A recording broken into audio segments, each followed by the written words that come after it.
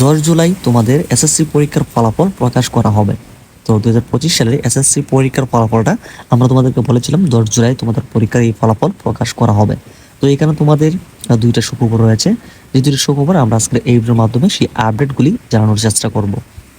আশা করছি তোমাদের সকলের জন্য আজকের এই ভিডিও থাকা ইনফরমেশন অনেকটাই হেল্পফুল হবে।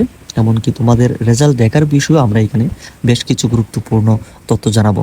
কারণ হচ্ছে তোমাদের আগামীকালকেই তোমাদের এই ফলাফলগুলি প্রকাশ করা হচ্ছে। তো কীভাবে তোমাদের ফলাফল দেখবে এই বিষয়টি আগে তোমাদেরকে জানিয়ে দিচ্ছি।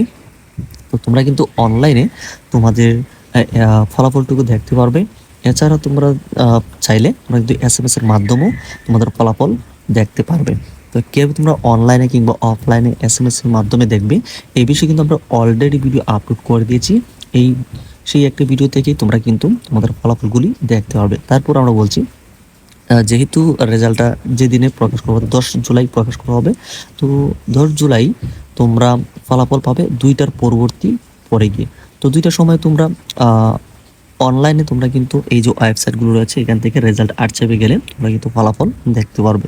তো এখানে ওয়েবসাইট থেকে ফলাফল দেখার জন্য একটু লোডিং হবে, কারণ হচ্ছে হাজার হাজার শিক্ষার্থী এইখানে তোমাদের রেজাল্ট দেখতে আসবে। এমনকি এই যে ওয়েবসাইটগুলো বা অনলাইনে দেখতে গেলে অনেকটা ইরর আসবে বা অনেকটা হ্যাসেল মনে হবে। সেই ক্ষেত্রে জাস্ট নাও ফলাফল দেখার জন্য বা তোমাদের যে যখনই রেজাল্টটা পাবলিশ হয়েছে সাথে সাথে রেজাল্ট দেখার জন্য তোমরা SMS এর পদ্ধতি অনুসরণ করতে পারো।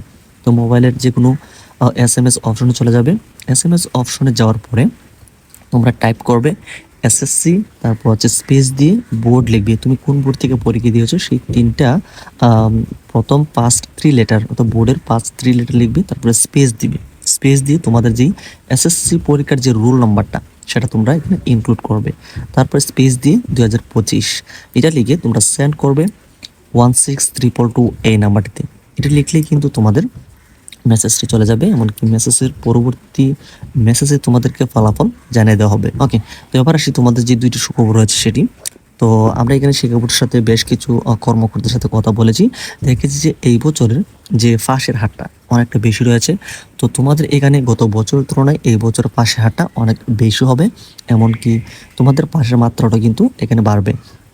তো ফেলের সংখ্যা একটু কমই রয়েছে, তারপরেও দেখা যাচ্ছে তোমাদের যে অনেকেই কিন্তু তুলনামূলকভাবে খারাপ পরীক্ষা দিয়েও কিন্তু তোমরা পাস করার একটা পসিবিলিটি এখানে রেজাল্ট কিন্তু এইভাবে তৈরি করা হয়েছে।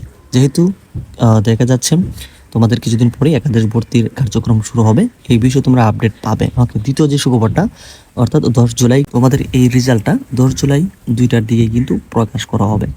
এটা হচ্ছে তোমাদের দ্বিতীয় সুখবর। তো এছাড়া কিন্তু তোমাদের রেজাল্ট দেখে যাদের সমস্যা হবে আমাদেরকে জানাবে, আমরা তোমাদের ফলাফলগুলি দেখে দেওয়ার চেষ্টা করব।